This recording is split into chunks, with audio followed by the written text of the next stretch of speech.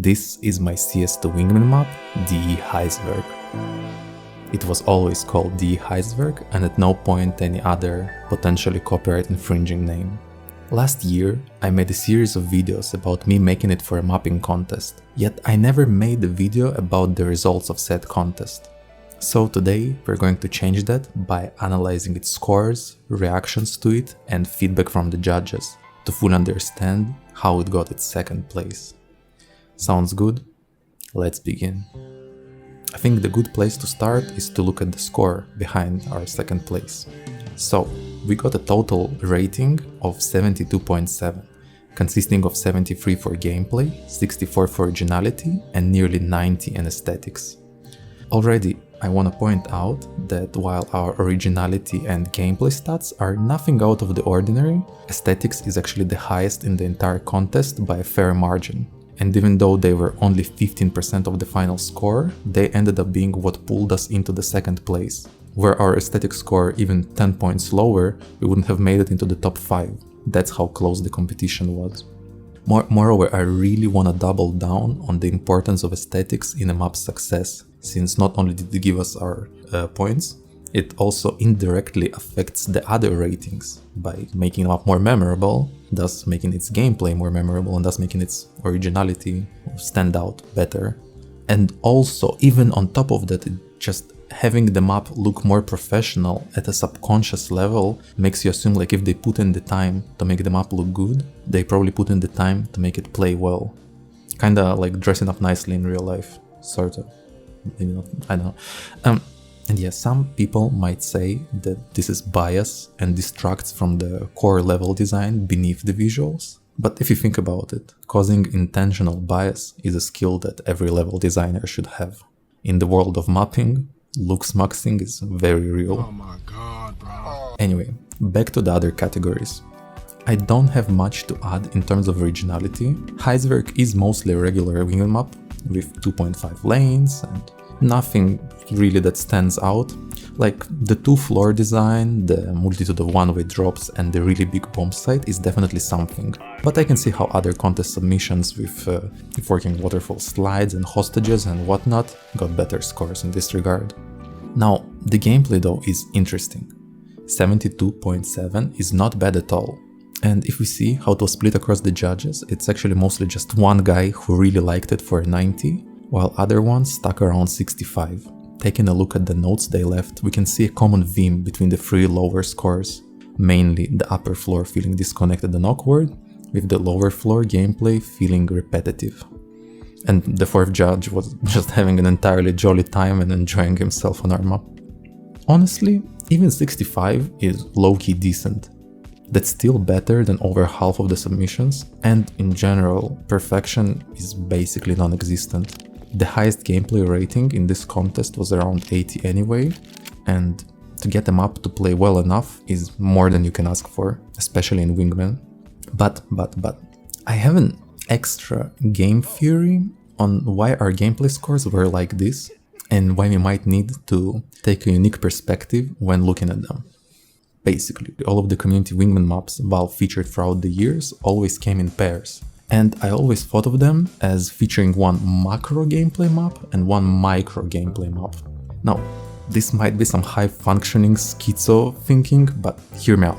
Look at Memento and Assembly, maps that were featured together.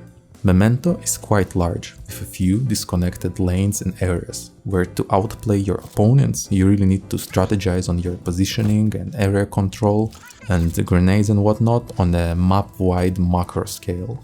While Assembly is smaller and all of its lanes and areas are very tightly connected, putting more emphasis on quick fights, trades, rotations and outplays on a micro scale. For another example, Dogtown had really high emphasis on positioning. In my experience, I could win entire rounds by myself with just pure strategy. While its co-feature, Brewery, was once again smaller, tighter, and thus more forgiving on the positioning, once again putting a bit more emphasis on the moment-to-moment duels. This pattern stays true for all Wingman maps ever featured in CS2, and even prior to that in CSGO. And this might be a cope, but I believe that Heisberg is quite a bit more on the micro side of things. featuring basically one huge main space with tight gameplay around it.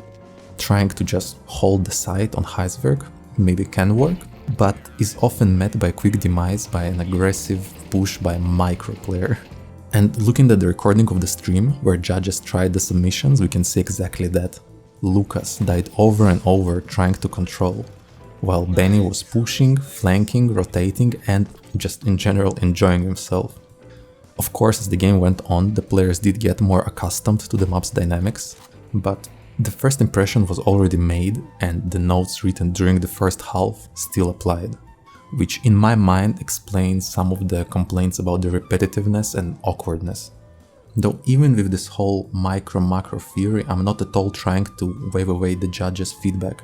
Actually, I implemented basically all of it. I made the bottom floor less pillory, we tightened up the upper floor, we made the gimmicky jump less gimmicky, everything went in. Just from the unique perspective of this micro gameplay our map has, I truly don't believe that adding extra grenade lineups or, I don't know, potential for one-of-a-kind complex strategy and positioning would really do much. This map is kinda aim duel heavy, and I like it like that, and I designed it like that intentionally, and that's what I like to see. And I focused more on making this feel like the intention rather than awkward or repetitive as they felt. I don't know, tell me in the comments if you see the vision, or maybe I just have a skill issue. And yes, your eyes are not deceiving you. This is in fact the fully detailed version of Heisberg you're seeing, but let's keep it a secret until the next episode. Meanwhile, I'll just say to conclude that the contest was fair, and I'm very happy with the second place we got. I'm glad everyone appreciated the details, it truly was a highlight, and I think I did a great job there. And even our gameplay scores weren't bad at all, and probably would be even better now with all of the updates we implemented. Originality is, it's fine, that's something that was a kind of a calculated risk on my part, like I knew that we would get lower originality, it's fine. First place of the contest went to Hay Fever, and I think it fully deserves it. It's also such a interesting project, and its creator actually made this crazy long video going extremely in depth on its development, and it also features an interview with me and stuff, so check it out, it's really amazing, one of my favorites. And also, of course, shout out to Oasis and Wash and all of the other submissions by my dear mapping friends.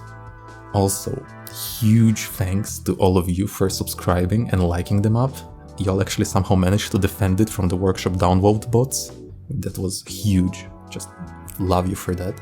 And finally, some special extra thanks to Gonsam and Colaman8132 for being awesome YouTube members and supporting this channel. Anyway, I'm literally going to start writing the next video as we speak, like right now after I finish this recording. So hopefully it won't take too long, so subscribe to not miss it. But for now, thank you very much for watching. Bye bye.